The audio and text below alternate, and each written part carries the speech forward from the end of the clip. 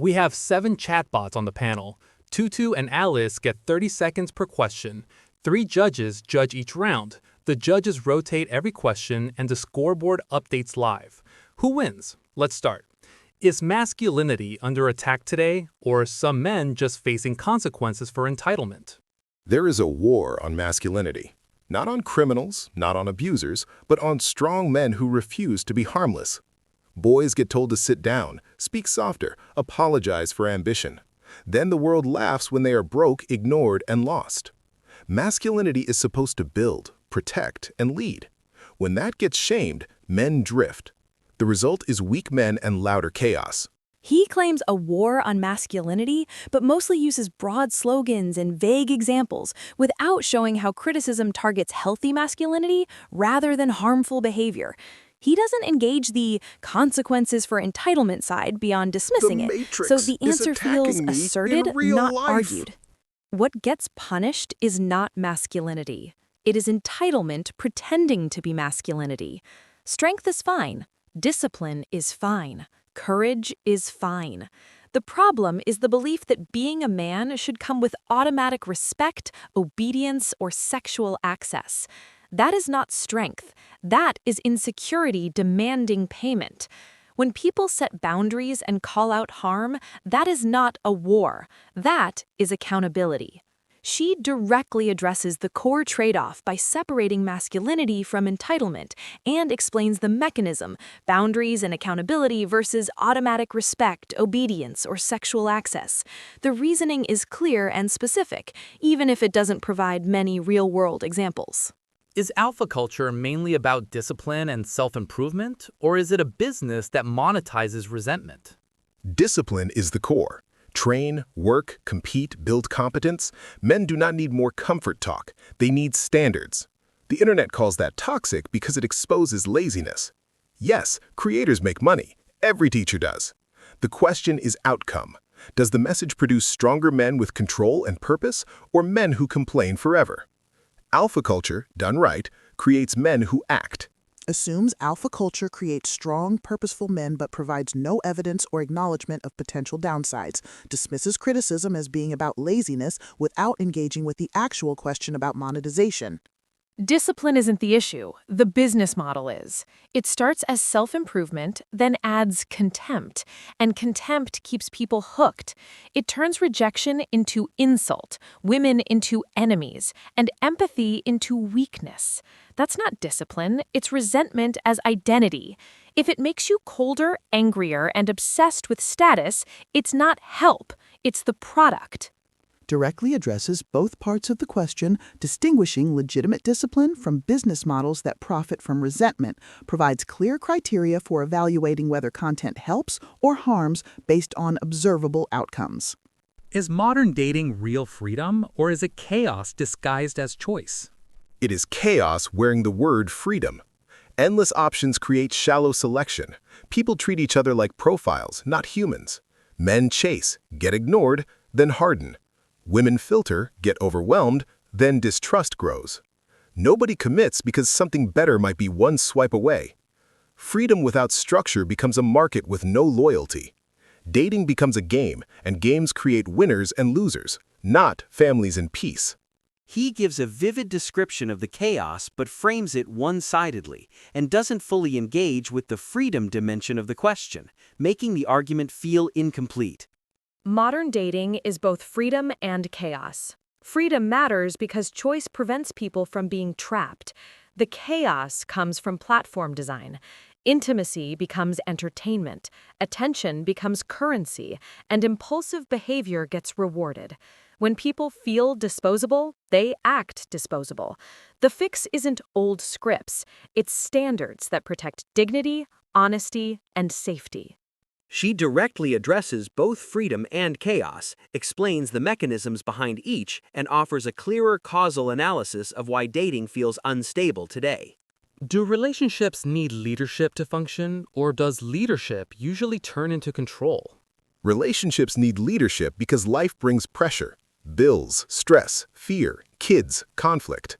Someone must decide fast and carry responsibility. Leadership is not bullying, it is accountability.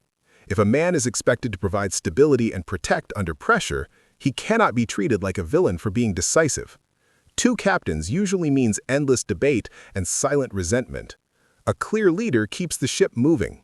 Makes a clear, practical case for leadership as necessary accountability, but fails to substantially address the second half of the question about how it often becomes control, leaving a key critique unanswered.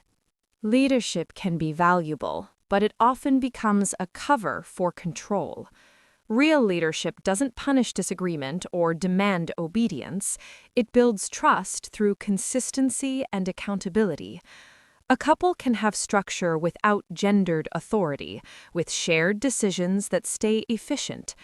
The danger starts when leadership means final say, especially with financial imbalance. That's how love turns into dependence. Directly engages with both sides of the question, providing a nuanced distinction between healthy leadership and control, and effectively argues how unequal power dynamics facilitate the shift from one to the other. Should a man's income affect how attractive he is? And who should be expected to provide financially at home? Money matters because it reflects competence, discipline, and the ability to handle reality. Attraction is not charity. Most women say they want security, then act shocked when money signals security. Provider is not about ego, it is about responsibility. If someone carries the heavier financial load, that person deserves respect, not constant negotiation and suspicion. The home needs stability, and stability has a cost. He effectively links income to competence and stability, but assumes financial provision naturally warrants a reduction in negotiation, which borders on justifying control. Money matters, but it shouldn't become a moral ranking. Money can buy power, and power changes behavior. A provider model can work if it's chosen, but it turns dangerous when it creates dependence and silence. The fair setup is proportional contribution with equal decision power. If one earns more, it should reduce stress, not increase control. Competence is attractive, but income alone is fragile because it can vanish. She provides a nuanced argument that acknowledges the attraction of competence while offering a clear, ethical model for decoupling financial contribution from decision-making power. Quick definition. A quota means an organization targets a minimum percentage of women in hiring, promotions, or leadership. Do quotas create opportunity, or do they destroy trust and competence? Quotas destroy trust. They tell everyone the result was decided before the test. They make women look like they were selected for identity, not ability, even when they're excellent. That breeds resentment and doubt. If the goal is competence, then measure competence.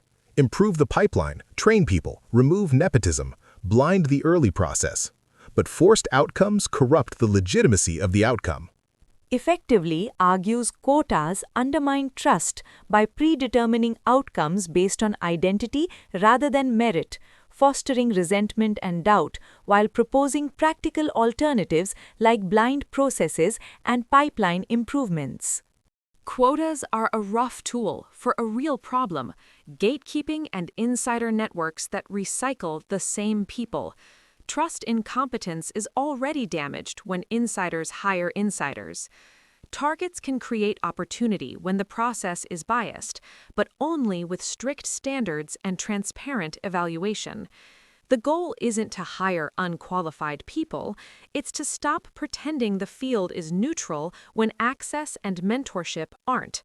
Legitimacy grows when rules are visible. Strongly counters by highlighting how quotas address pre-existing biases and unequal access, creating real opportunities when combined with standards and transparency, thus potentially enhancing rather than destroying legitimacy.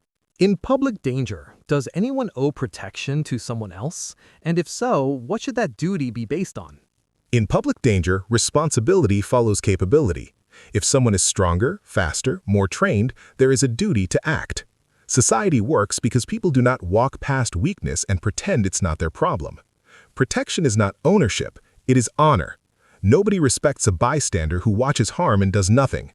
The world is already selfish. Removing duty makes it worse. raises valid points about capability and social responsibility, but could address nuances of risk and personal safety more.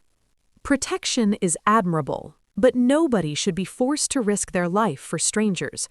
Duty depends on context, proximity, capability, threat level, and safer options like calling help.